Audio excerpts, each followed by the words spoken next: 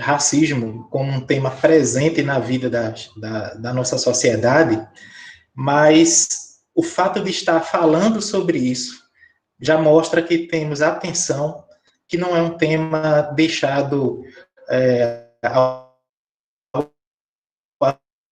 abandono, um tema tratado como insignificante. Então, se a gente se preocupa, se a gente fala, se a gente estuda, quer dizer que a gente está dando a devida importância e isso aponta para uma possível solução. Bom,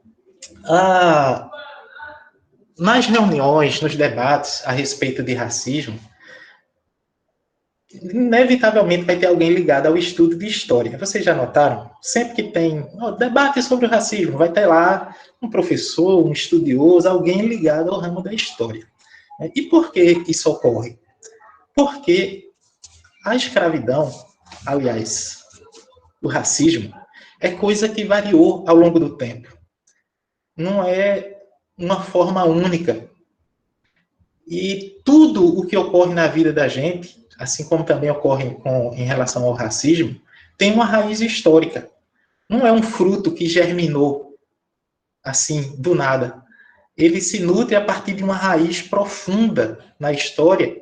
E para a gente encontrar essa raiz, para a gente saber o que é que a nutre, a gente tem que escavar esse solo do passado até alcançar a sua verdadeira origem.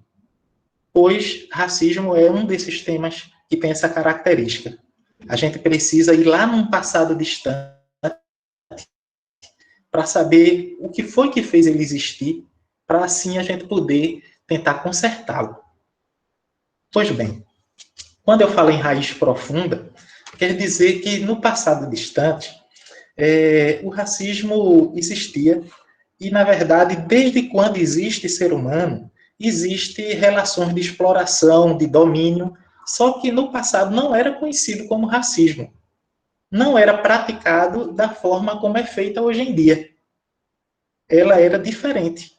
Né? E aí a gente vai encontrar essas diferenças nas diversas culturas que tem pelo mundo, principalmente aquelas que praticaram o escravismo. O que quer dizer que o racismo é algo que está muito próximo, muito conjugado com escravidão. E como sempre existiu escravidão, desde quando existe civilização, significa então que o passado realmente é bem distante. Tá? Só que não era conhecido por esse termo, não era usado o nome racismo, nem existia a noção de raça. O que as pessoas pensavam era outra coisa que a gente chama de discriminação. Tá? A discriminação é um conceito diferente de racismo, e a gente vai, ao longo desses minutos, entender essas diferenças. Tá?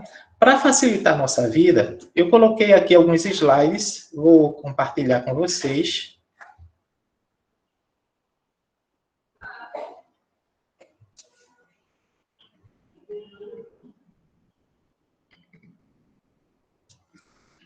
Acho que vocês já são capazes de ver. Sim. Apareceu. Estou conseguindo ver.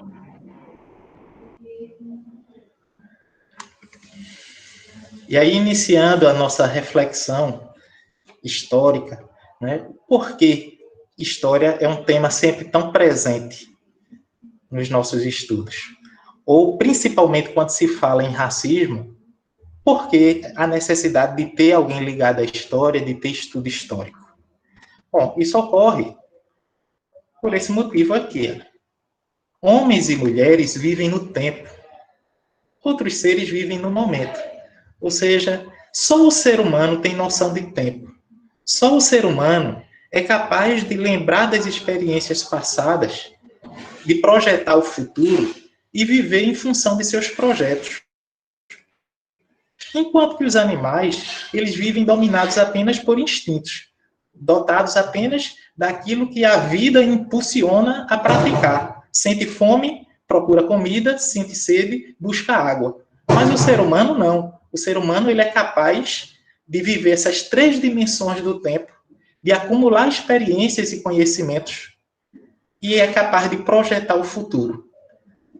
Com um detalhe, nunca o passado se repete. Então, o ser humano é um ser que vive de mudanças. É um ser que vive a intensa dinâmica da vida, transformada e retransformada por suas ações, por seus pensamentos, por suas atitudes.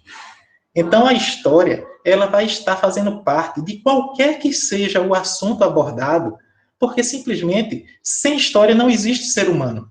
E como a gente poderia ser capaz de interpretar o racismo se não compreender as raízes profundas que fazem com que esse tema seja alimentado e seja ainda, infelizmente, praticado hoje em dia? Pois bem, então, para o ser humano, que é capaz de viajar no tempo, de compreender os fatos que acontecem e de interferir, fazendo com que ele seja de uma forma ou de outra, né, o ser humano ele acaba construindo sua própria imagem. E o que faz o ser humano ser humano é essa sua capacidade de ser histórico. No entanto, observem uma coisa. Nós passamos a vida inteira preocupados com as coisas que nós temos, que nós podemos ter, mas não é isso que nos faz ser humanos. Diante de uma tragédia, quando a gente observa as pessoas que voltam ao local onde havia morado, onde estavam, quando encontram escombros, como foi, por exemplo, no caso de Brumadinho, as pessoas não chegavam lá procurando riquezas. Não chegava lá procurando objetos para vender, ou preocupado onde ficou o dinheiro, ou quanto valia a geladeira. As pessoas iam aos escombros procurando fotos do filho, roupinhas de quando se era bebê. Vai se procurar evidências de sua vida passada. Por que isso? Porque o desespero em ver apagar-se a memória das pessoas diante de uma tragédia em que tantos bens são perdidos. Simples. É que as pessoas só são o que vivem e não o que têm. Por isso que a história é fundamental. Por isso que a gente não pode viver desprezando o passado. As pessoas vão atrás de suas vidas que foram perdidas através dos objetos, não pelo valor que os objetos tinham, mas pelo que eles representavam. É como você pensar na sua vida sem ter sua mãe como referência, sem ter seus amigos como referência. Se de repente tudo isso some, quem é você? Então, nós como seres sociais, nós como seres que damos significado para a vida da gente, a gente só pode fazer isso se for através da história. E a história ajuda a gente a compreender qual foi a origem do racismo que hoje, infelizmente, ainda é um tema do presente, embora tenha vindo de tão distante no passado. Bom, para a gente compreender isso, precisa que a gente domine alguns conceitos básicos, ideias que vão dizer para a gente questões elementares para a gente poder desenvolver as ideias. Tá bem? Um desses conceitos, portanto, é racismo. Numa definição rápida, a gente pode dizer que o racismo é uma ideologia cultural e prática social, ou seja, formas de pensar e formas de agir, que consistem em classificar e dividir socialmente grupos humanos de acordo com os fenótipos, de acordo com as aparências. Assim, os membros de um grupo teriam não só a sua aparência transmitida de pai para filho, geneticamente, né, mas teriam também traços morais, culturais, estéticos, transmitidos pela biologia, ou seja, transmitidos geneticamente. Essa é a noção de racismo. Está claro? É a ideia de que as pessoas formam raças e quem é parte dessa raça é exatamente igual a outra pessoa. Portanto, quando se diz negro, então se tem na cabeça a ideia de que negro é assim. Por exemplo, quando se fala em escravos, todo mundo vem logo à cabeça. Ah, escravo, então estou falando de negro. Mas isso é uma ideia totalmente equivocada, sabia? Na verdade, escravidão sempre existiu e foi praticada por todos os povos no mundo, de maneira que a gente não pode associar escravo a negro. Isso foi algo que ocorreu somente a partir do século XV.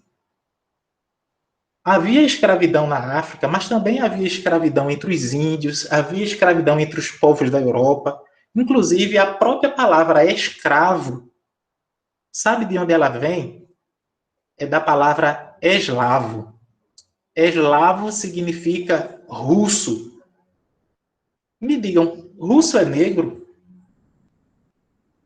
Bom, russo é justamente bem diferente. São pessoas brancas, loiras, de olhos azuis ou verdes, era o típico russo. Mas a escravidão foi tão praticada durante a Idade Média, onde hoje é a Rússia, tantas pessoas de lá foram capturadas, que eslavo virou sinônimo de eslavo. Isso já mostra para a gente que é errado se pensar em escravidão como sendo sinônimo de negro. Isso foi uma realidade somente aqui no Brasil, somente na América, somente no século XV.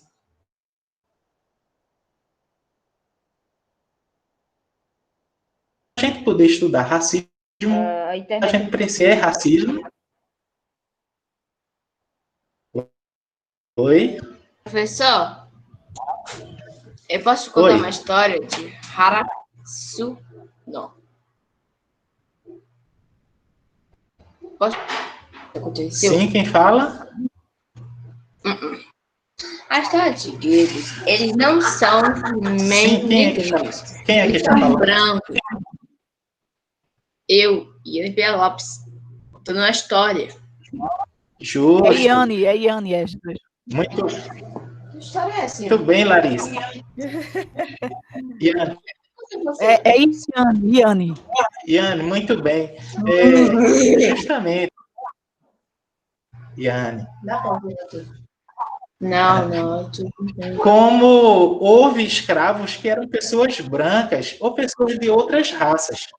Então, a gente não pode associar a ideia de que escravo era somente negros, tá bem? Então, continuando aqui nosso slide,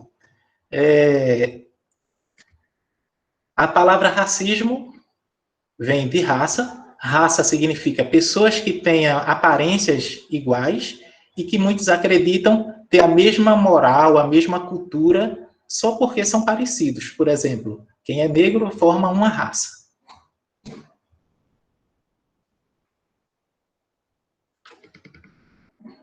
Outro termo importante é o termo preconceito, que é diferente de racismo.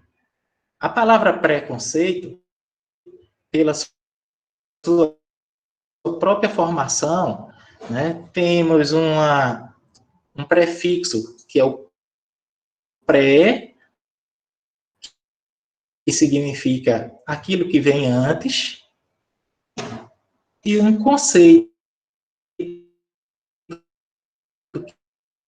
que é uma definição, uma ideia, antes de fazer uma atitudes desfavoráveis a uma pessoa, um grupo, um fundamento em estereótipos, ou seja, em um padrão que ele nega, ou que ele generaliza uma atitude depreciativa, ou seja, que dá pouco valor às pessoas.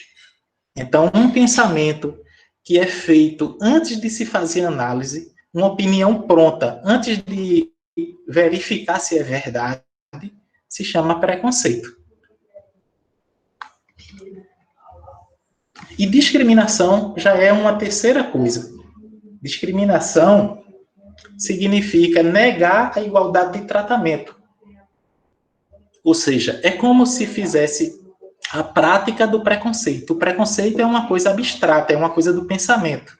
E a discriminação é uma coisa real, é uma coisa concreta. Então, se é uma coisa real, uma coisa concreta, significa dizer que nós podemos observar, que nós podemos medir a discriminação que ocorre em diversos momentos. Então, vamos exemplificar como seria isso.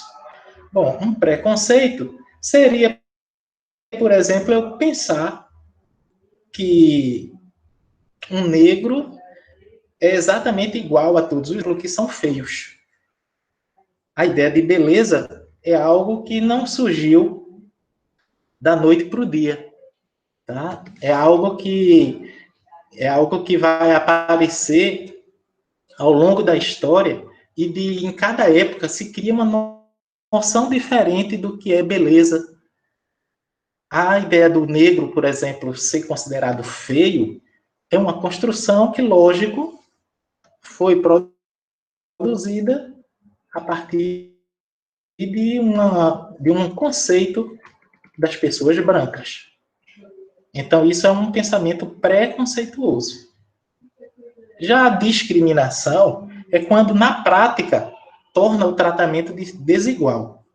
Por exemplo, ser garantido à pessoa o acesso a uma determinada coisa e a outras não.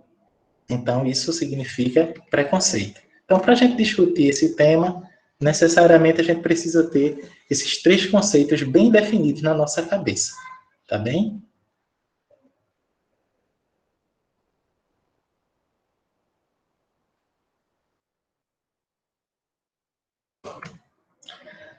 Bom, aqui no Brasil, assim como no mundo, a noção de racismo ela variou bastante ao longo do tempo.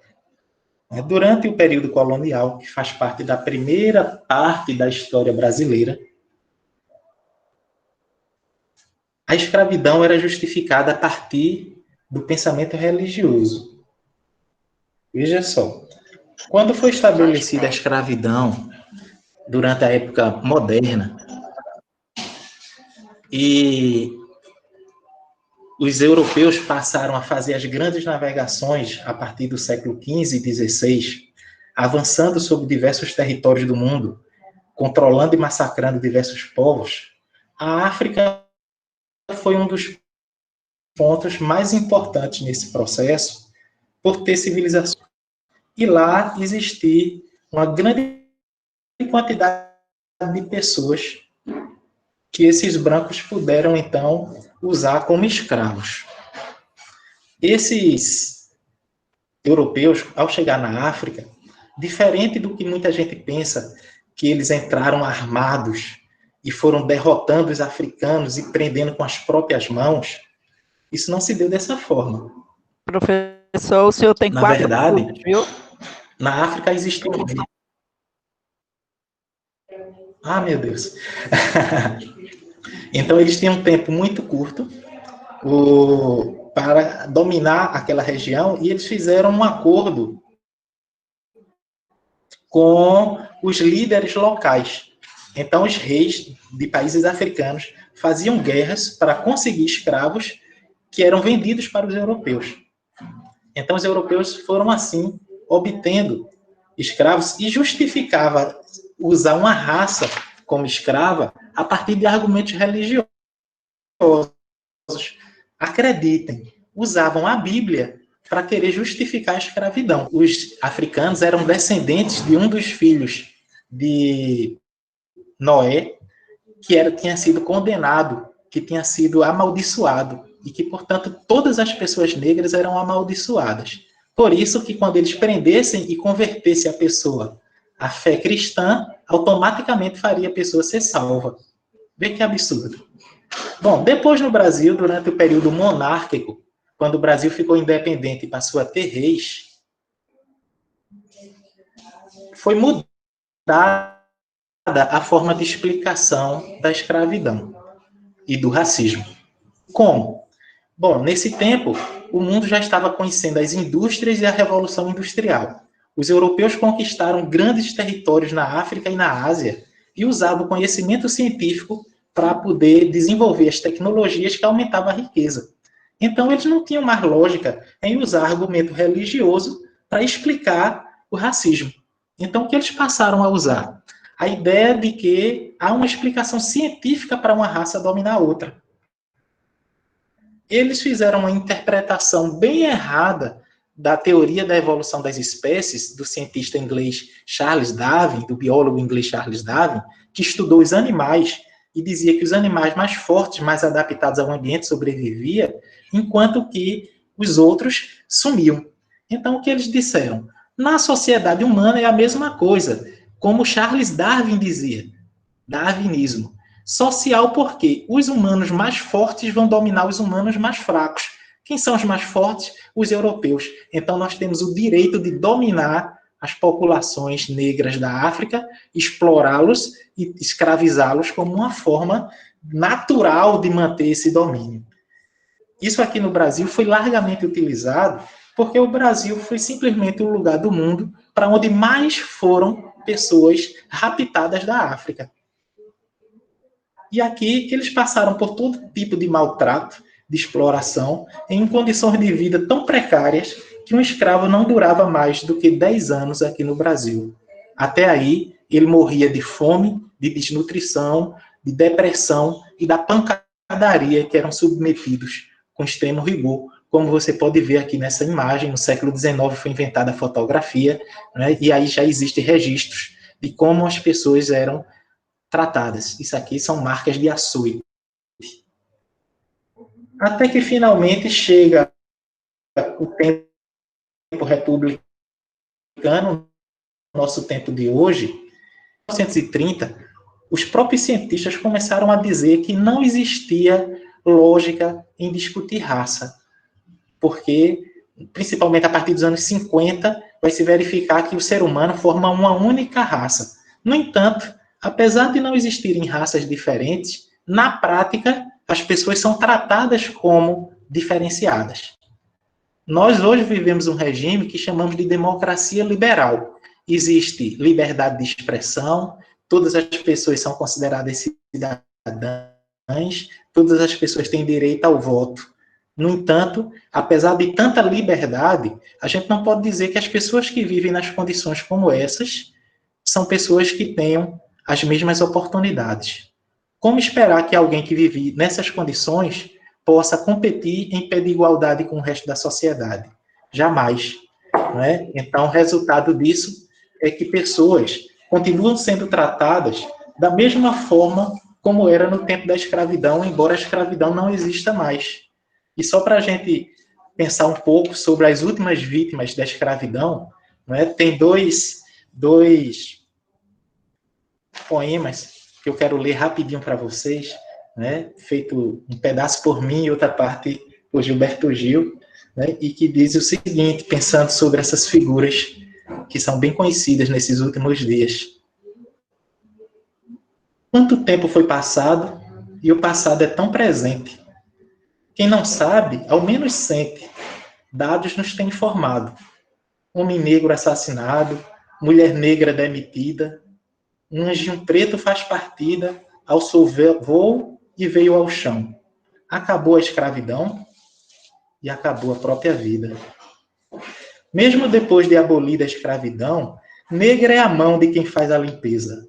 Lavando a roupa encardida, esfregando o chão, negra é a mão da pureza. Negra é a vida consumida ao pé do fogão. Negra é a mão nos preparando a mesa, limpando as manchas do mundo com água e sabão. Negra é a mão da imaculada nobreza. Na verdade, a mão escrava passava a vida limpando o que o branco sujava. Imagina só o que o branco sujava. Eita, branco sujão. Ai, que lindo, professor. Obrigada, gente. Que lindo, professor. Parabéns. Obrigada. Que maravilha. Para não rolar, você está com a palavra, meu filho. Já sou eu? Sim, Bom, sim. E eu vou me despedir, não é isso? Para ir para outra sala. Ou eu queria aproveitar, escutar a fala de Matheus, mas tem que ir agora, né? Para outra, não é isso? O senhor vai escutar minha fala lá. Parabéns, Esdras. Falou bem. Ah, Parabéns, tá bem. Obrigado. Parabéns, Valeu, ótima gente. fala.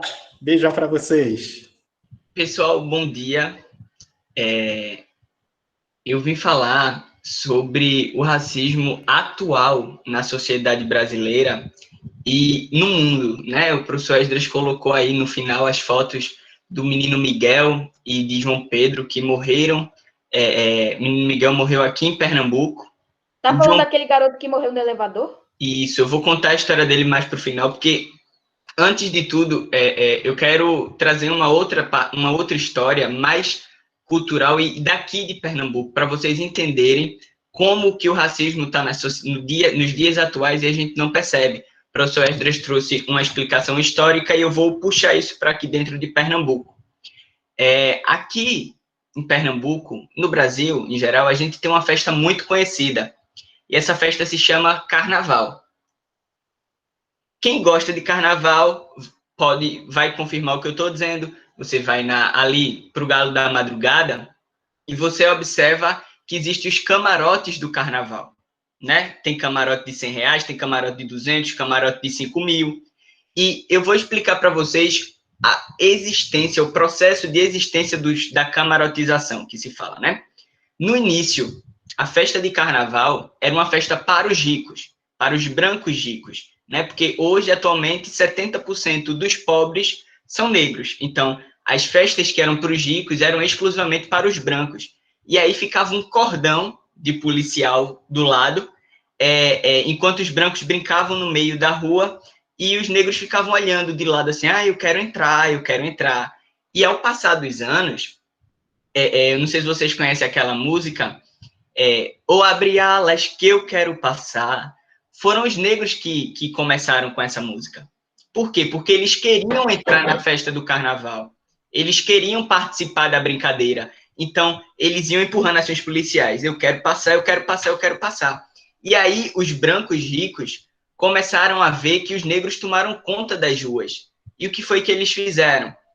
Eles criaram os camarotes, né? E aí, como é que acontece? Os camarotes atualmente. A gente tem o camarote de R$100, né? Que é aquele camarote que no início era só para branco. E aí aquela pessoa negra que não tinha condições de pagar, juntava 3 meses, 4 meses de dinheiro, e chegava no Carnaval, comprava o ingresso. E aí o que foi que eles, os brancos ricos, começaram a fazer? Eles começaram a subdividir esses camarotes. Então hoje a gente tem camarote no Carnaval que o ingresso para entrar é 5 mil. Tem camarote que só entra político. Tem camarote que só entra empresário. E esses camarotes são a forma de segregação que o Estado, né, apoia, e o Estado vai lá. Então, quando a gente olha para o São João de Caruaru, existe o camarote da prefeitura, que é o camarote top, top, top, que só entra rico. E hoje, na população brasileira, 80% dos ricos são brancos. Então, como é que a gente tem o Estado apoiando uma causa racista? Porque o Estado apoia essa causa racista. Porque se não fosse racismo, o Estado não apoiaria a camarotização do Carnaval, do São João. Não existe se pagar dinheiro para entrar em uma festa popular quando a maioria da classe pobre é negra. Isso é uma forma de preconceito. Isso é uma forma de dizer, esse espaço não pertence a você, esse espaço pertence aos brancos ricos. E o Estado apoia isso, né? E aí, quando o negro chega aos camarotes, como eu disse, eles juntavam dinheiro e iam, e essa subdivisão foi acontecendo, o Estado foi apoiando mais ainda. Não é à toa que nos últimos carnavais, o governo do Estado cria uma coisa chamada o Camarote Pernambuco. O que é o Camarote Pernambuco? Só político vai para o Camarote Pernambuco. Vocês sabem quantos presidentes ou quantos presidentes negros a gente já teve no Brasil? Nenhum.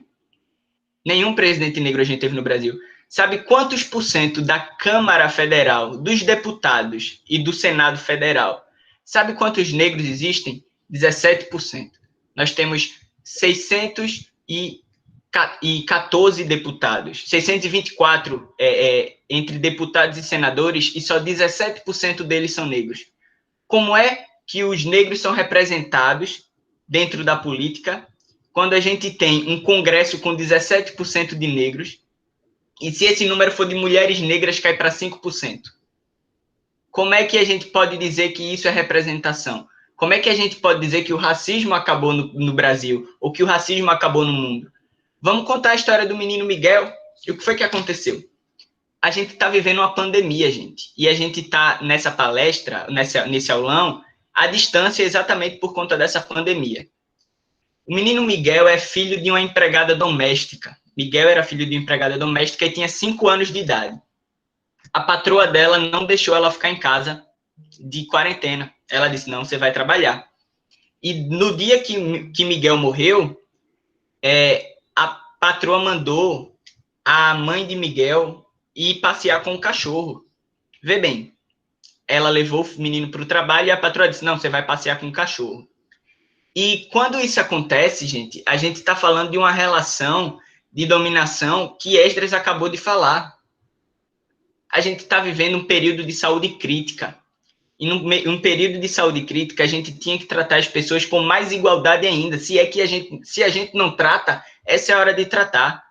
Porque o coronavírus, ele não vai escolher a pessoa que ele vai infectar. Ele vai infectar. Então, quando a gente está falando nesse sentido, a patroa manda a empregada doméstica levar o cachorro para passear e a empregada deixa Miguel com a patroa, né? O nome da patroa é Sari. Então, quando a mãe de Miguel deixa Miguel com Sari, pede para ela tomar conta, a patroa diz que tudo bem, e aí o menino ele fica inquieto e corre para o elevador. O que é que a patroa, né, a Sari faz? Ela aperta no último andar e deixa o menino sozinho no elevador. E aí o menino sobe, chega no 9º andar, pula uma grade, se joga do prédio e morre. Essa é a história da morte de Miguel. Sabe onde é que o racismo está entranhado aí? Porque a patroa não deixou a empregada em casa de quarentena. Sabe onde é que o racismo está aí? Quando a patroa se compromete em cuidar, a patroa branca, galega, de olhos azuis, se compromete em cuidar do menino e deixa o menino sozinho no elevador, que por si só já caracteriza crime, e o agravante que ela se comprometeu e era uma criança negra, então remete à falta de importância com que as pessoas colocam isso. Tem gente falando aqui, a história de Marielle Franco também é muito interessante, claro. Marielle Franco, gente, foi uma vereadora assassinada, uma vereadora negra, lésbica, assassinada por defender as causas negras. A gente... Ela morreu pela milícia. Isso. Milícia, lá do Rio de Janeiro. Isso. A gente não está falando da época da escravidão, não, em que se pegava o negro que era contra a escravidão e matava nós. A gente está falando de 2017, perdão. Não, 2018. Dia 14 de março de 2018. A gente está falando de 2018. Isso tem 2 anos. Como é que a gente diz que as milícias do Rio de Janeiro, que dominam os morros, né? E aí, em sua maioria, são traficantes de elite. Como é que a gente está falando disso quando atualmente esse tema não deveria existir, mas existe? Por isso que a gente está tratando disso aqui. O que foi que aconteceu com George Floyd nos Estados Unidos? Um policial, se achando no direito do dever, pisa com o joelho, né, fica ajoelhado em cima do pescoço e ordena para que George Floyd se levante. Como assim? Ele estava com o joelho em cima do pescoço de George Floyd. Então, como é que a gente pode dizer, como é que o policial pode dizer assim, se levante e entre no carro, quando ele estava, mais uma vez, com o joelho em cima do pescoço de George Floyd? Esse é o racismo no mundo. Esse é o racismo no Brasil. Esse é o racismo entranhado na política, entranhado na geografia econômica. Vamos lá. Alguém pode me dizer onde é? Digam no chat, tá? Qual é o andar mais caro de um prédio? Qual é o andar mais caro para se comprar? Quem souber, coloca aí no chat. Dentro de um prédio. Não é o primeiro andar. Não, não é o primeiro andar. O último, isso, é a cobertura, gente. A cobertura é o andar mais caro para se comprar. Por quê? Porque está relacionado à classe social. Então, quando a cobertura ela é ocupada pelos ricos, que em 80% dos ricos brasileiros são brancos, isso é uma forma de racismo geográfico. Aqui em Camaragibe, o local mais caro para se ter uma casa é em Aldeia. Para você chegar em Aldeia, você sobe uma serrinha pequena. Por quê? Porque isso está relacionado com o aspecto geográfico. Em Boa Viagem, quais são os locais mais caros de morar? Nos prédios da beira-mar. Por quê? Porque está relacionado com a altura da classe social. Como é que a gente pode dizer que o racismo acabou quando está entranhado dentro de um imóvel? O professor Esdras mostrou a foto, a favelização. Isso é responsabilidade da escravidão. Quando a princesa Isabel ela assina a Lei Áurea e diz assim, vocês estão livres, o que é que acontece? Se você nunca teve escola aqui no Brasil, se você nunca teve, você não sabia ler, você não sabia escrever, e aí você é solto. Qual é o espaço da sociedade que você vai ocupar? Você vai ficar à margem da sociedade. Então, você vai ser marginalizado. E aí começa o processo de favelização no Brasil. Esses negros escravos que saíram da casa do senhor de engenho, eles não têm mais onde morar, eles não têm mais o que comer, e aí eles vão ocupar os morros. Por isso que hoje a gente tem as favelas ocupadas 97% pelos negros. Isso tem a ver com um processo de favelização histórico no Brasil. Isso é histórico. E aí, quando a gente vê um negro que consegue vencer na vida, e a gente começa a dizer assim, mas se ele conseguiu, todo mundo consegue. Isso não existe. As condições não são iguais. Vocês estão tendo aula em uma escola em AD. As pessoas que não têm condições, que estão em uma favela, que não têm internet, que não têm celular, que não têm computador, não têm a mesma oportunidade. E isso é racismo. Isso está entranhado. Quando 97% da população que está na favela é negra. E aí a gente escolhe as oportunidades, a quem vai dar oportunidade, a gente escolhe assim, não, se essa pessoa está tendo isso, é porque ela mereceu. Não, é porque ela teve condições. E aí a gente entra na importância de ter representantes negros dentro da política, dentro das escolas, dentro das turmas em sala de aula. Aqui, onde eu moro, eu não vou contar o nome da escola, mas a gente tem duas escolas. Uma escola privada caríssima e do lado tem uma escola estadual. Nessa escola caríssima, em 2009, foi eleito o primeiro presidente negro dos Estados Unidos. Esse cara se chama Barack Obama. Barack Obama. Isso. E dentro dessa escola, eles quiseram homenagear. E aí eles foram procurar uma pessoa para representar Barack Obama. Sabe quantos negros tinha na escola com mais de 1.300 alunos? Um negro. De lado, Sério? um negro, só tinha um negro. De lado dessa escola tem uma escola estadual. Sabe quantos brancos tem nessa escola estadual? Pode dizer quem era o aluno negro que tinha. Posso dizer? Pode falar. Posso dizer? É o filho de Wellington. Foi o filho de Wellington. Felipe. Ele é monitor do primeiro ano. Então, e do lado dessa escola tinha uma escola estadual. Sabe quantos brancos tinha nessa escola estadual? 3. 3 brancos. Na escola inteira. A escola tinha 800 alunos. E tinham 3 brancos. E mesmo assim, esses 3 brancos, um era filho de um piloto de avião comercial, o outro era filho de um empresário daqui do bairro onde eu moro, e o outro era filho de professores de classe média. E esse menino era eu. Então, vamos analisar onde é que está entranhado o racismo? O racismo está estruturado dentro da sociedade. O racismo está estruturado na Câmara Federal, o racismo está estruturado dentro da política.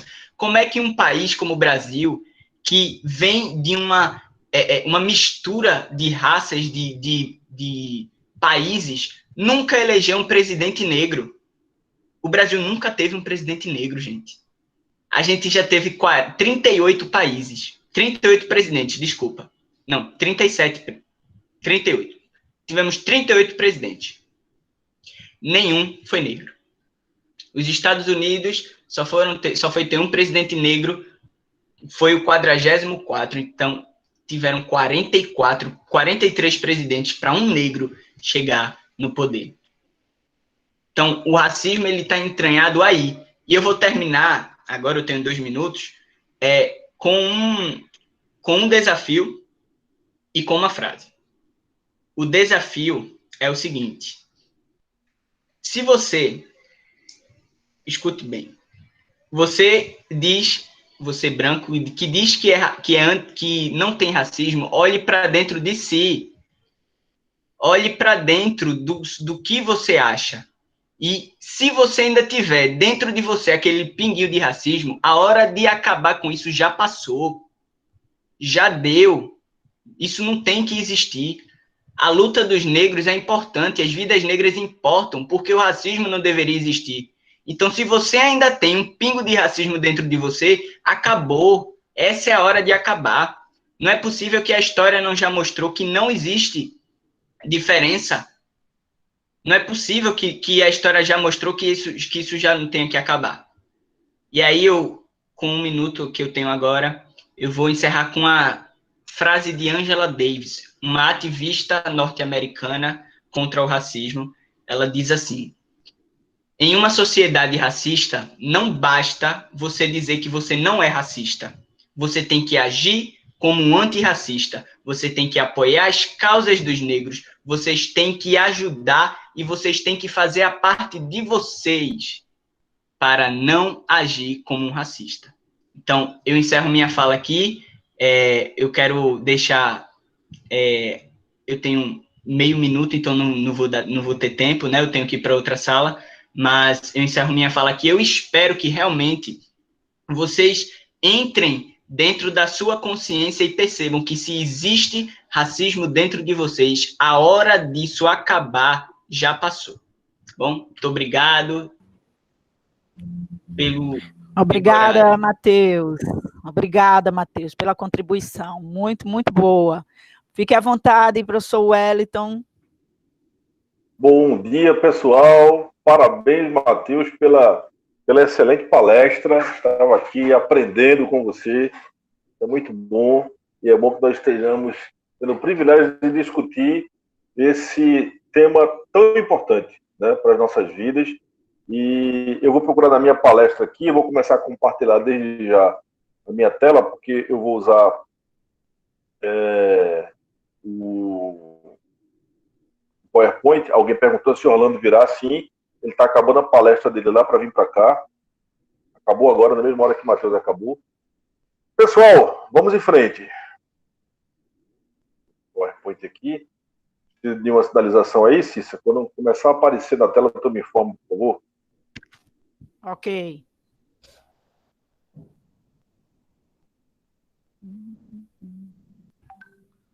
Ainda não.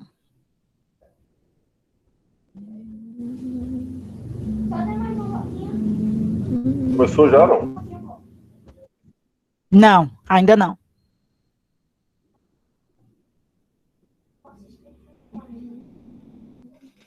Deixa eu ver aqui. Peraí.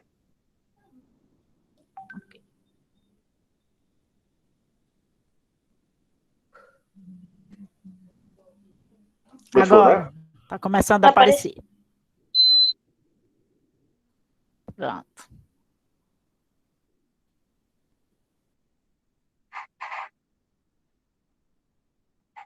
Acho que agora começou, né? Apareceu. Agora Obrigado. dá pra Ok, ver. tranquilo, começou. Apareceu. Muito bem, pessoal. Obrigado. Bom dia, pessoal. Vamos dar início a essa segunda parte, eu acho que terceira parte da palestra, falando sobre racismo no Brasil. Eu vou começar a minha apresentação com um dado, um número. Vejam, pretos e pardos são 55% da população brasileira. A população negra brasileira, nas suas várias nuances de quantidade de melanina, é 55%. Esse número de 55% é mais ou menos a metade. Então, a gente pode dizer que a população brasileira está igualmente dividida entre negros e brancos, entre pretos e brancos. 45% de brancos, 55% de negros. Essa igualdade no número, na quantidade, ela não se reflete nos outros aspectos. Se pretos e brancos estão distribuídos na população igualmente, numericamente igual, deveriam ter acesso igualmente à educação, à política, à saúde, à habitação, ao emprego e à proteção que o Estado dá. Mas a gente vai ver nessa apresentação que isso não é verdade. Apesar de estar meio a meio para a quantidade, esse acesso a esses bens e serviços que o Estado pode prestar, ele é desigual. Isso por conta do racismo estrutural. Não sei quantas vezes vocês já ouviram essa expressão. Racismo estrutural. A gente vai precisar se deter um pouquinho só do conceito de racismo estrutural. Racismo estrutural é a formalização de um conjunto de práticas institucionais, históricas, culturais e interpessoais dentro de uma sociedade que coloca um grupo social ou étnico em uma posição melhor para ter sucesso e, ao mesmo tempo, prejudica outros grupos de modo consistente e constante, causando disparidades que se desenvolvem entre os grupos ao longo de um longo período de tempo, no nosso caso, 500 anos. O racismo não é apenas uma questão de opinião. O racismo não é apenas uma questão de opinião, mas ele é um fato. O racismo, ele é uma realidade. Isso porque quando a gente fala de racismo, geralmente as pessoas falam: ah, mas eu não sou racista, mas eu acho que esse negócio de racismo não existe, porque todas as pessoas são iguais diante de Deus, no meu coração eu não sinto isso. Porém, o racismo não é apenas alguma coisa que você sente, é o que você acha. Não é uma opinião, não é o seu posicionamento apenas. O racismo é um fato, uma realidade palpável, que está aí às nossas vistas, que a gente precisa entender que mesmo que nós não sejamos racistas, o racismo existe e ele afeta as nossas vidas. Se é um fato, fatos devem ser apresentados com dados. Fatos devem ser apresentados com números. Muito bem. Vamos começar aqui fazendo uma observação sobre as desigualdades que o racismo estrutural provoca. Vejam com relação ao analfabetismo. 11,5% da população negra é analfabeta.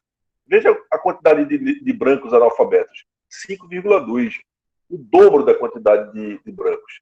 A quantidade de brancos é a metade da quantidade de negros. Ou seja, entre os negros, o analfabetismo é muito maior. É o dobro do que é entre os brancos. Taxa de desemprego. Veja que entre os negros ela é de 15% aproximadamente e entre os brancos de 10%. 50% maior entre os negros. Renda média. A renda média de um homem branco ou entre os brancos é de R$ 2.757. E a renda média entre os negros, R$ 1.531. Isso é a média. Então tem muita gente que ganha menos e aqui muita gente que ganha mais. É quase o dobro a renda média do homem branco em relação ao homem negro. Então, nós começamos a ver que, apesar de serem números iguais na população, eles são extremamente desiguais em relação aos acessos. O racismo estrutural provoca desigualdades no acesso à proteção que o Estado promove. Então, o Estado brasileiro deve promover o seu cidadão, só que ele promove de forma diferente em função da cor da pele. Isso gera violência. Vamos aos dados. Olhem só. 75% da população carcerária é negra. Os presídios estão lotados de negros. Para cada 4 presidiários, 3 são negros. Menos brancos vão para o presídio. Embora a gente veja na televisão todo dia a quantidade de crimes de colarinho branco que os brancos cometem. E raramente são presos. Mas entre os encarcerados, a maioria é negra, 75%. 71% das vítimas de homicídios é negra. 71% das vítimas de mortes violentas, de homicídios, é negra. Isso significa dizer que A cada 10 pessoas que são assassinadas no Brasil, 7 são negros. A cada 10 pessoas, 7 são negros. Um negro tem 12 vezes mais chance de ser assassinado no Brasil do que um branco. Um não negro, como está aqui, né? Tem 12 vezes. O negro tem 12 vezes mais chance de ser assassinado que um não negro. Então, ser negro no Brasil é um risco, é um perigo, porque você pode ser morto por abordagem policial, pode ser morto pelo crime organizado. E a forma como a polícia aborda o negro, a gente já viu, pode ver isso depois com mais tranquilidade, menos pressa, ela é uma forma diferenciada em relação ao branco. Geralmente aborda com mais violência a população negra e com menos violência a população branca. No Brasil, um jovem negro é assassinado a cada 23 minutos. Esse é um dado aterrador. A cada 23 minutos, um jovem negro é assassinado no Brasil. Isso mostra a violência provocada pela desigualdade no tratamento do Estado e de gerir proteção para o negro. E aí tem tantos casos que a gente pode lembrar, né? O menino João Pedro que foi assassinado, João Pedro e João Paulo, que foi assassinado no mês passado com 70 tiros na casa. Um menino de 14 anos, que não tinha nada a ver com o crime, foi assassinado. Um músico na favela que foi assassinado com a família dentro do carro, criança inclusive, com 80 tiros pela polícia. Muito bem. O racismo estrutural, ou muito mal, né? O racismo estrutural provoca desigualdades no acesso à habitação. Então, veja, essas aqui são habitações de várias épocas, né? Aqui da época do Império. Então, veja, o negro, na época do Império, morava na senzala, casa de coberta de palha, de pau a pique, sem banheiro, sem uma estrutura adequada.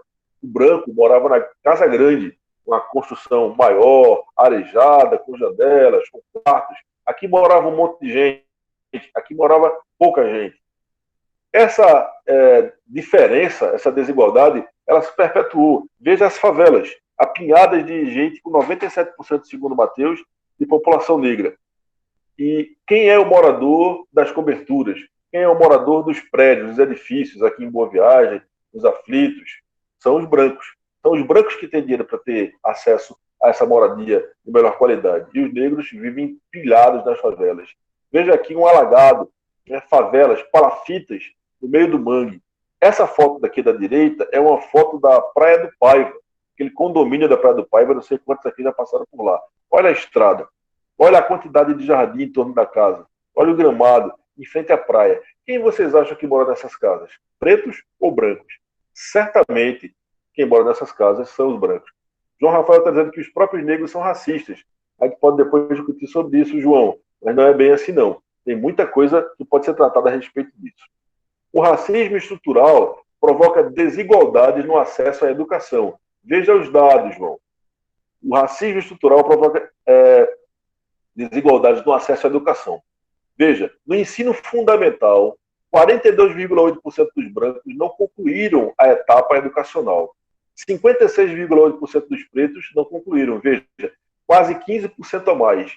Os negros e os pardos, os pretos de um modo geral, deixam o ensino fundamental mais cedo, porque a mãe não trabalha, porque o pai, ele às vezes não conhece, ele tem que abandonar a escola para poder ajudar no sustento da casa. E os brancos, de um modo geral, têm mais condições de deixar o filho da escola por mais tempo. A evasão escolar ela é maior entre os pretos e os brancos. Mas no ensino superior não é diferente. Veja o percentual de brancos no ensino superior e veja o percentual de negros. Então, 33,5% dos brancos em 2016, 16,8% dos brancos em 2016. Eu vou fechar o chat, porque eu não consigo fazer a apresentação lendo o chat, senão eu me perco. João, eu vou deixar para responder a você depois. 32,9% em 2017, 16,7% em 2017. 36,1% em 2018. Veja que a quantidade de negros no ensino superior ela é muito parecida ao longo dos anos e ela é quase a metade da quantidade de brancos. A escolaridade superior é menor entre pretos e brancos. Mas esse número ele se exacerba quando a gente pensa no ensino superior em relação aos professores. Olha esse dado da USP. 5.820 professores a USP tem. Desses 5.820, apenas 129 são negros. Então, eu fiz até a conta aqui, 129 dividido por 5.820 vezes 100, 2,21%.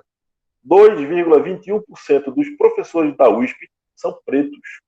A gente pode dizer isso de uma outra maneira. 97,79% dos professores da USP são não pretos, ou seja, são brancos.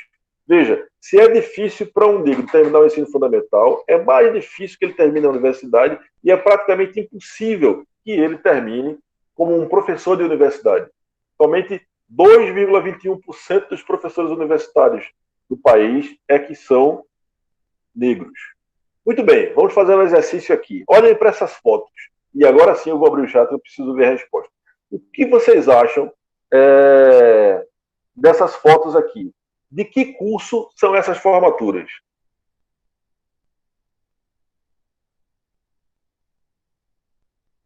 Eu não entendi a pergunta. Muito bem, Antônio. Exatamente. Aí vejam, por que vocês acham, não precisa falar, basta pensar aí, e vocês acham que esse curso é um curso de medicina? Porque provavelmente vocês estão vendo que é uma formatura luxuosa e tem uma característica interessante aí, eu dei uma entregada ali com aquele jaleco branco, daí meio que fica claro. Mas é porque você, infelizmente, não vê nenhum negro nessas fotos. Os cursos mais caros, os cursos que dão profissões que rendem mais, os cursos que têm maior concorrência no vestibular, os negros não têm acesso, na sua maioria. Tem com muita dificuldade. Agora, olhem essas fotos que eu vou mostrar para vocês. Respondam aí no chat. Qual vocês acham que são esses cursos que estão representados aí? Formatura de que cursos?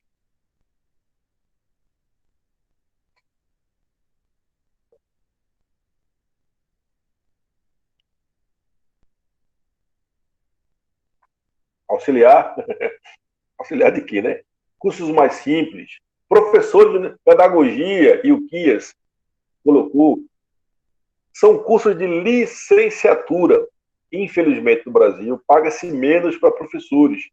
Os cursos de licenciatura, física, português, matemática, biologia, letras, eles são cursos menos concorridos. E aí, são esses cursos que na universidade geralmente tem mais preto, tem mais negro.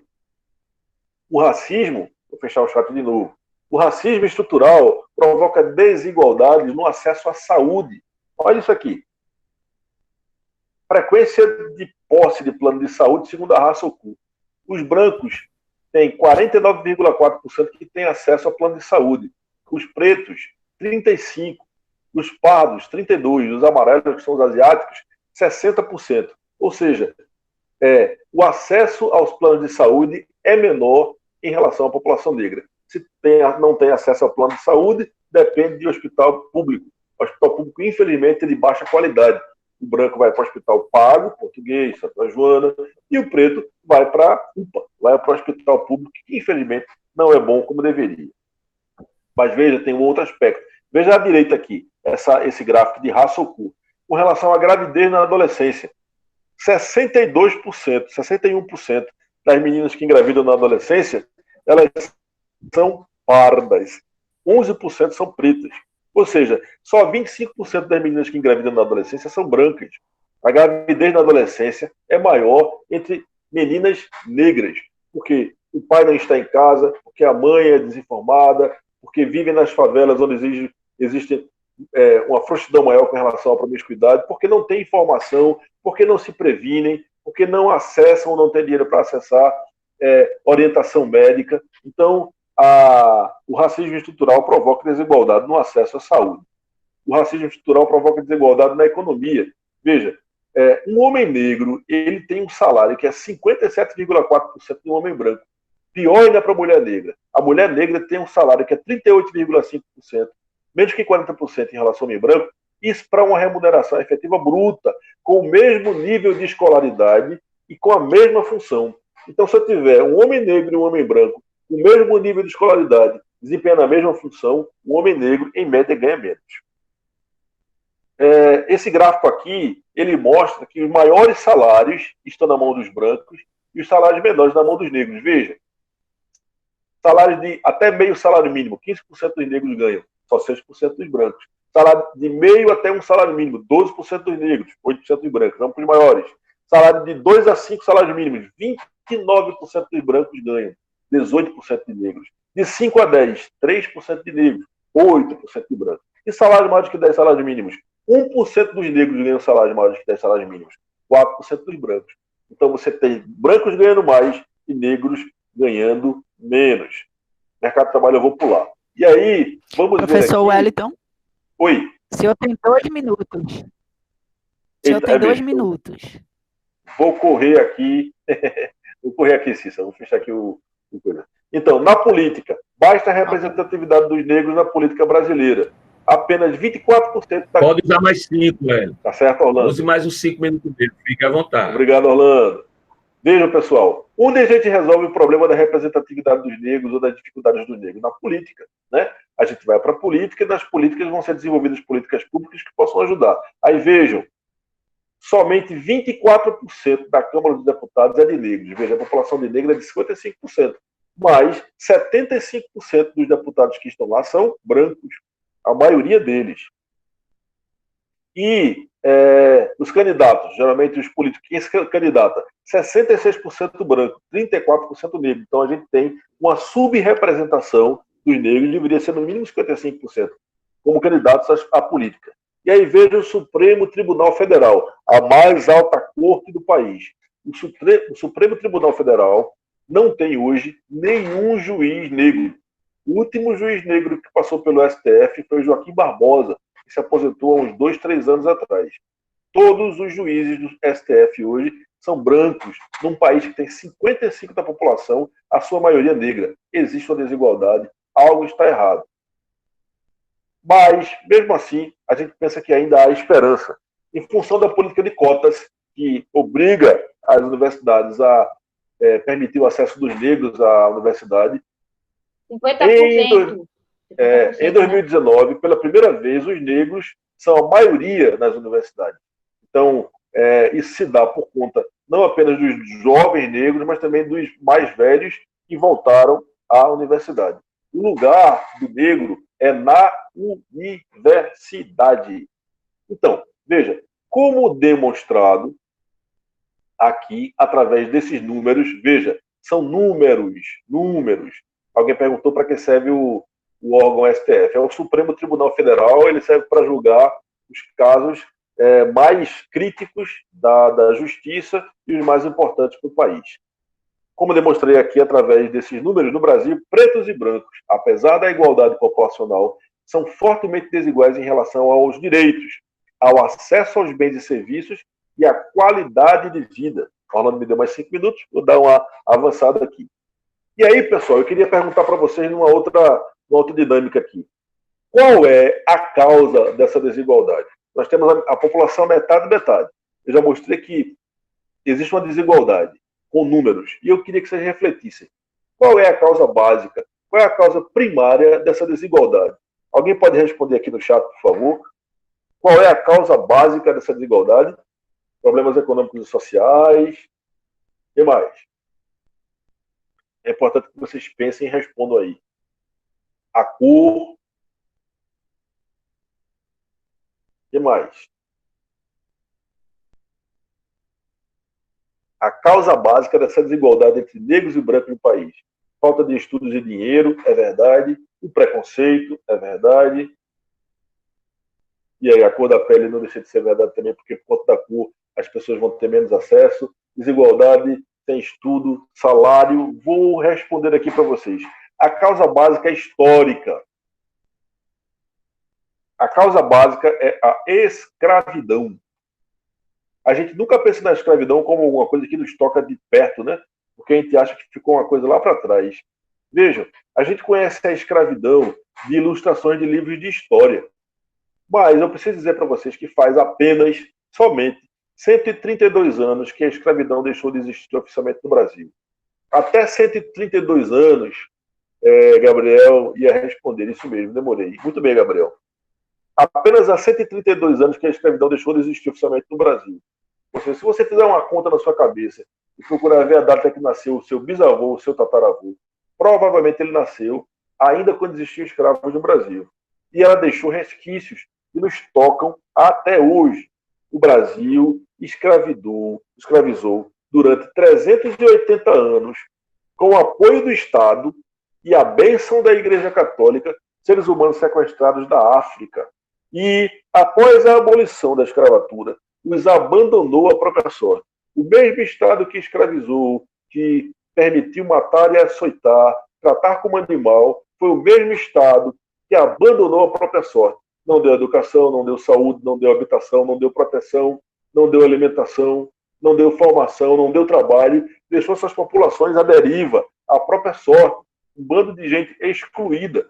A falta de políticas públicas de reparação promovidas pelo Estado brasileiro para os ex-escravos deu origem a uma massa de excluídos que invadiram os morros para construir palafitas, que foram morar na beira do mangue para construir suas casas, e foram trabalhando no que aparecia, na estiva, como limpador de carro, e às vezes se envolviam com marginalidade, meninos que engravidaram cedo, todo um conjunto de mazelas sociais que são derivadas da falta de atuação do Estado para proteger, redimir, ressarcir essas populações do mal que ele mesmo fez.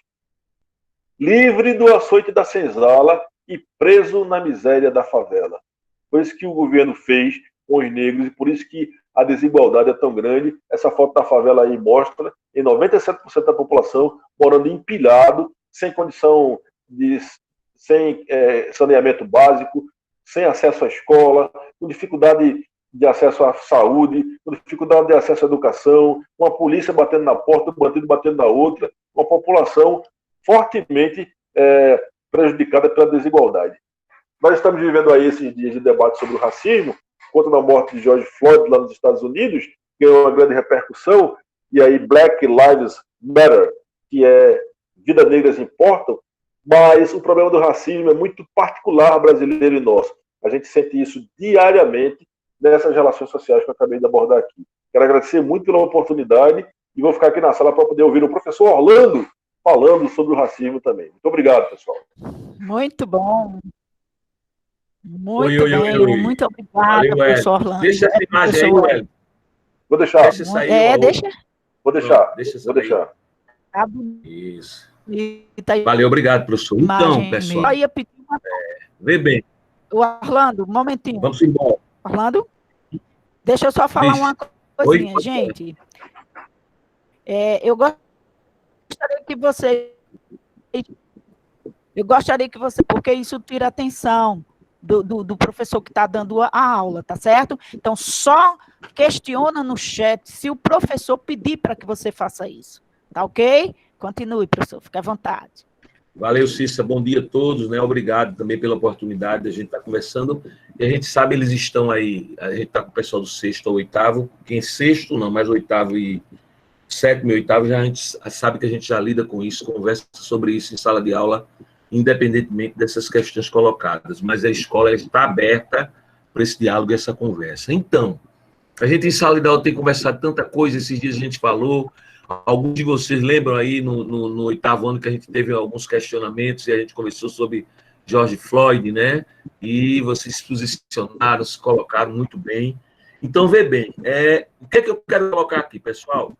Tem algo que tem aqui no livro da Escola da Inteligência que ele diz assim, ó, o preconceito limita a inteligência. O preconceito está no livro, não de vocês, do 9º ano. Limita a inteligência. Ele vai dizer que os rótulos, né, os estereótipos, distorcem nossa visão. Ou seja, se limita e a visão é distorcida como um todo. Tá? E se o preconceito limita a inteligência, é porque, de fato, alguns colocam que quem tem essa prática de preconceito e racista, ele não é uma figura inteligente, né?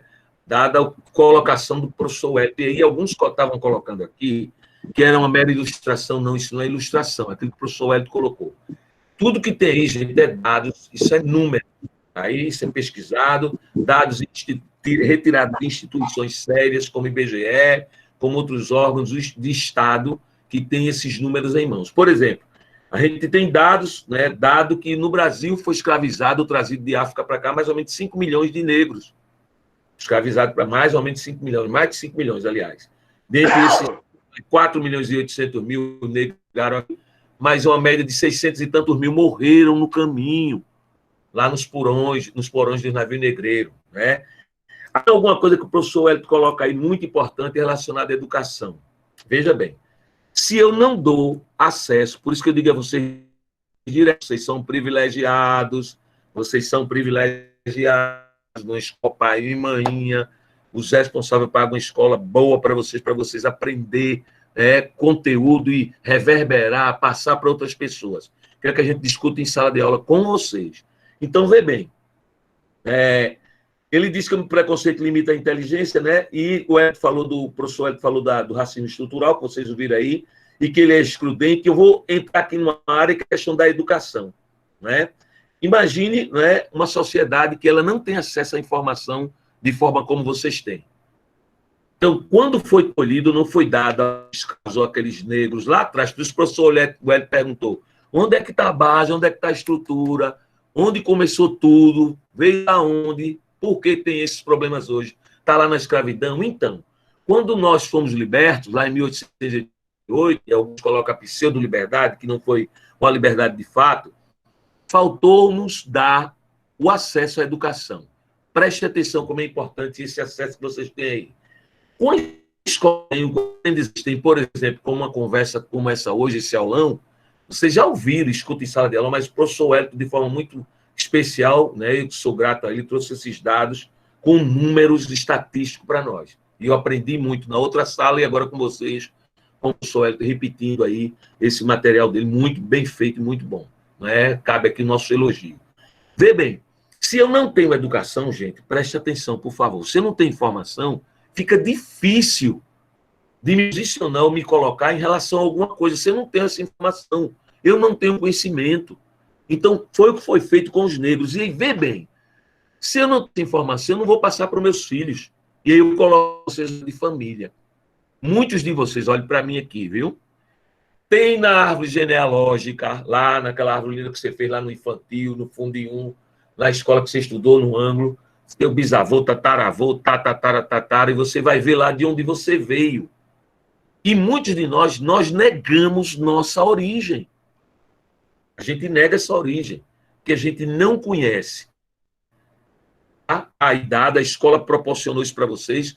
Quando eu digo que não conhece, é aqueles que não foi dada a oportunidade de estudar. Mas vocês não. Vocês foram para a árvore genealógica, estudaram e tal. Mas imagine esse negro que não teve acesso a essa escola. Aí começa a escutar, preste atenção. Olha para mim aqui. Negro na rua correndo é ladrão, porque o branco correndo é atleta. Negro só é gente no banheiro quando está no banheiro quando bate tem gente. Negro é macão, fedorento, negro é macaco, negro é isso, negro é isso. Você acha que uma pessoa que não tem formação nenhuma de educação e não conhece a história dela, ela vai querer assumir a negritude? Não. Aí você acha que uma criança que ela é hostilizada, discriminada, sofre bullying na escola por causa da cor da pele dela. Ela é preta, então há aquele tipo de brincadeira. Como é que essa criança vai ficar? As estatísticas vão falar, inclusive, na condição socioemocional que é trabalhada pelo material de vocês, da Escola da Inteligência, essa criança ela tem uma possibilidade enorme. Eu consegui pegar aqui para colocar para vocês, houve um problema aqui, mas tem uma estatística, uma possibilidade muito grande dessa criança desenvolver depressão, ansiedade, síndrome do pânico, porque se os pais não teve a formação, não teve a educação, não teve ou não tem como ajudar e preparar ou prepará-los para enfrentamento nessa sociedade, preste atenção, ele vai criar isso, gente. E aí, todos esses números que o professor Hélio trouxe, eles vão continuar, eles vão permanecer. No que diz respeito, mesmo profissão, o cidadão preto, ele tem a mesma profissão que o branco. E lá ele ganha menos do que o branco. A mulher negra tem a mesma profissão, a mesma qualificação, ganha menos. O mercado de trabalho não oferece, não dá condições. Então, essa criança que ela não é trabalhada na família, essa autoestima dela que não é trabalhada, ela precisa se orgulhar pelo fato de ser negra, entender a história do país dela, quanto a raça dela, quanto os negros colaboraram e contribuíram do ponto de vista econômico, social, político, cultural para o país. Quando ela passa a fazer isso, a autoestima dela fica elevada, ela vai assumir sua negritude. E a gente trabalha crianças antirracistas. Estava dizendo na outra turma que a gente fez um trabalho na outra escola e eu vi duas meninas, as duas iam fazer 11 anos, com 10 anos de idade. Teve uma terceira. Quando terminamos de apresentar o trabalho, ela chorou muito e a gente ficou preocupado, não entendia quando foi ela. Ela disse, eu não sabia que era assim. Eu não entendia que era assim, porque nunca ela ou elas foi passado daquele jeito. E a outra, na cor da pele clara, só porque tinha o cabelo cacheado, ela disse, eu fui tratada inúmeras vezes. E chorava essa menina. Eu e a professora Sueli, na época, ficamos com um coração, porque ela disse, me deixaram de fora. Inclusive, eles têm dinheiro num lugar que os pais foram, e ela era negra, pelo fato de ter, o cabelo dela era só cacheado.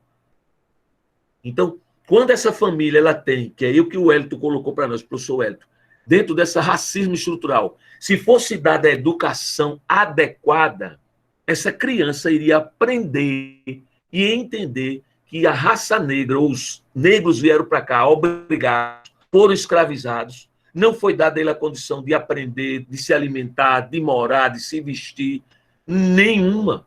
Eu lembro aí que a década, os caras até morriam até antes, 10, 15, 20 anos de tempo de vida útil, né? Estava vendo material com o pessoal do segundo ano, né? Que naquela década de 30, né? No século XIX ainda, o pessoal tinha o tempo de vida útil seria em torno de 30 e poucos anos de idade.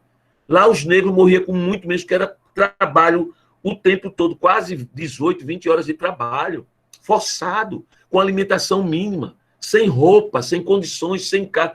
A gente podia, professor Wellington, Cissa, marcar com eles. Tem um engenho aqui, professor, acho que talvez você já estudou antropologia, né? Aqui em Goiânia, não lembro agora o nome do engenho, eu sei onde é que fica, não lembro o nome.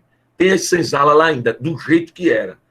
Tá lá os instrumentos de opressão, de disciplina, né? de repressão, e tá lá onde dormia aquele quartozinho na senzala lá, quantos negros ficavam lá, as panelas que ficavam, a gente podia combinar, Wellington, para levar, para eles verem, olhar e sentir na pele de perto como era o tratamento a essas pessoas. Então, essas pessoas foi negado tudo isso, negado. Então, uma criança, repito, que passa por esse processo, escuta piada o tempo todo, onde ela passa, ela não vai assumir sua negritude. E aí a gente vai continuar um país desigual, que é racista, e não é um racismo velado. Ele está aí todo dia, eu como negro, todo dia eu sofro discriminação. Lá na outra escola discutindo, você chega e diz, não, gente, eu estacionei o carro aqui por mais de uma vez, na frente do prédio, a pessoa estava lá, não é? Eu digo, bom dia, 1 metro de distância, ela olhou para o outro lado. Segunda vez, terceira, eu digo, pronto, não vou dar mais bom dia. Não é porque eu estou dando e ela não quer o meu bom dia. Aí ela era surda? Não, porque o pessoal não passou, eu vi no outro dia, falou com ela, ela não respondeu, passou longe. Não. Fulana, e por que quando eu dei bom dia? É porque o meu bom dia não serve? Como minha autoestima ela é bem trabalhada, porque papai Oswaldo Margarida me trabalhou muito bem, eu estou um pouco preocupado com o pensamento dela. Mas muitas vezes, nós chegando no local de trabalho, dá bom dia a um cidadão, ele não olha nem para você. Aí, se eu não tenho essa autoestima trabalhada, porque tive acesso à formação, à educação, embora tenha tido muita dificuldade, mas tivemos acesso. Então, essa criança que não tem, e a gente tem um instrumento que é da Escola da Inteligência, como eu disse aqui, que trabalha, e está lá o instrumento do socioemocional, está lá a questão do desigual, preconceitos, conceitos, estereótipo, trabalhando você na janela light, que a gente vem discutindo, colocando coisas boas e importantes no tratar, no respeitar, do ponto de vista ético, a questão de competência, né? A estrutura lá colocada, a empatia, colocando o respeito, a humildade, a relação, e você aprende isso na escola, você precisa repassar isso. Quando essa família não teve, ela não teve como passar. Como aquelas que têm e sabem muito bem onde está e o que quer, elas deixam claro que o negro não deve estar naquele espaço. Eu sei que o professor Wellington muitas vezes deve ter chegado em algum lugar e alguém olhar para ele e não ter dito nada, mas dizer o que é que esse neguinho quer aqui. Né? Quantas vezes eu vi? E eu escutei isso. Eu vi muitas vezes, mas eu escutei o cara dizer, disse, Orlando, o que é que ele tem? Vamos dar tempo ao tempo. E depois do tempo ao tempo é que eu estava em pé de igualdade com ele na mesma profissão. Ou igual. Diga, professor. Muitas vezes, professor. Muitas vezes. Não é verdade, Wellington? O olhar detona, né, negão? Então, aproveitar, professor, que você está dando essa oportunidade, eu trabalhei como coordenador de compras na Unilever durante bastante tempo. E aí, como coordenador, eu precisava viajar para São Paulo muitas vezes para fazer reuniões. Aí, nessa época, não tinha... A gente não se via, era pelo telefone, né? Não tinha chamada de zap com vídeo. Então, eu marcava as reuniões, olha, estou chegando aí no aeroporto, tal horário e tal. Não foram poucas as vezes que a pessoa ficou assim, espantada quando ela ouviu a minha voz, porque minha voz é característica, então Quando eu chegava para ela, que dizia, olá, como vai, tudo bem? O camarada quase tinha um susto, porque ele esperava que eu fosse branco e não fosse... Entendeu? É verdade. Eu trabalhei, Wellington, numa empresa multinacional, foi meu primeiro emprego, eu fui o único negro da empresa. Eu me lembro que depois de uns meses de trabalho, veja o que é a questão, a importância da educação, viu, gente? E a formação, viu? E aí eu me lembro que chegou 2 pessoas que me encontraram lá, que foram professores meus, né? Foram meus professores. E aí, como a sala que eu trabalhava era muito grande, e na recepção tinha uma pessoa muito bonita, que era alta sociedade e tal naquela época, que era uma multinacional. Quando eu saí de gravata, então eu disse, Orlando? O Orlando com espanto, né? Tipo, tá fazendo o que aqui? Ele disse, ô, professor, abraço. Você trabalha aqui? É, trabalha aqui. Eu disse, pô, entra aqui na sala. Eu levei lá para uma sala enorme, sentei. Quer um café? Quer um chá? Mas parece que você não tem condições de competência para ter ou estar naquele lugar, naquele espaço. Então, a gente precisa quebrar isso e construir uma sociedade, desconstruir o racismo e construir uma sociedade antirracismo, antirracista. Independentemente da condição que você diga, minha família é branca, eu estou da elite, negão, mas eu posso ser, como está acontecendo hoje nos Estados Unidos. O que é que está acontecendo lá?